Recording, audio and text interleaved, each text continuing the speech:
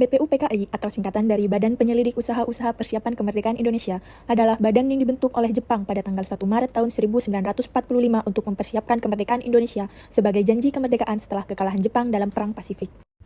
BPUPKI mengadakan sidang besar dengan tujuan untuk merumuskan dasar negara Indonesia yang akan segera merdeka. Pada sidang tersebut, 3 tokoh besar menyampaikan gagasan mereka tentang rancangan Pancasila, yaitu Muhammad Yamin, Mr. Supomo, dan Insinyur Soekarno.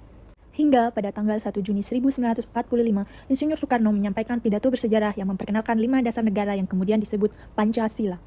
Kemudian, pada tanggal 22 Juni 1945, dibentuk Piagam Jakarta oleh Panitia 9. Dan akhirnya, 18 Agustus 1945, PPKI menetapkan Pancasila sebagai dasar negara Indonesia. Setelah kita melihat sedikit cuplikan video di awal, kita bisa mengambil poin dari perjuangan para pendiri bangsa untuk melahirkan sebuah bangsa yang merdeka, yaitu rasa saling bersatu dan musyawarah untuk mufakat.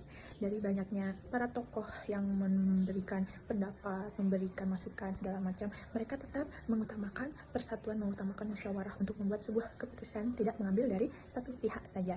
Tentunya dari peristiwa lahirnya Pancasila tersebut ada nilai-nilai luhur yang bisa kita ambil. Yang pertama, ketuhanan, di mana bangsa Indonesia bisa berdiri karena rasa keimanan kita terhadap Tuhan Yang Maha Esa. Kedua, kemanusiaan, di mana para tokoh pendiri bangsa menghormati setiap keyakinan dan perbedaan. Ketiga, persatuan, di mana kita bisa menjadi bangsa yang kuat karena rasa persatuan yang ada di dalam diri kita.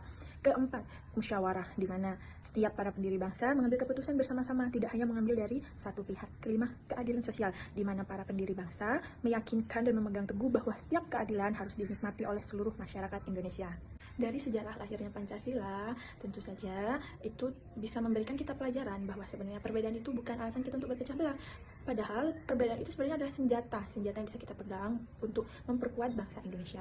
Tentu di generasi muda saat ini, nilai-nilai yang terkandung dalam Pancasila itu masih relevan, di mana dengan maraknya kita berdebat di media sosial, maraknya kita berdebat tentang perbedaan partai politik, dan bahkan berdebat tentang perbedaan gaya hidup, kita harus ingat satu hal, bagaimana dulu para pendiri bangsa membangun Indonesia, yaitu dengan rasa persatuan, yaitu dengan cara gotong royong, merasa persatuan, dan juga saling toleransi.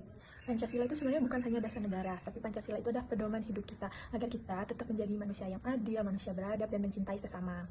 Mari kita tanamkan nilai-nilai Pancasila. Jangan hanya Pancasila kita ucapkan saat kita upacara setiap hari Senin, upacara bendera, atau saat upacara-upacara penting, tapi kita perlu menanamkan nilai Pancasila dalam kehidupan sehari-hari, baik di sekolah, di kampus, di tempat kerja, dan terutama di dalam diri kita sendiri. Terima kasih.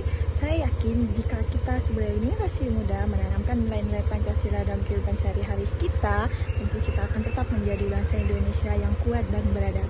Salam Pancasila.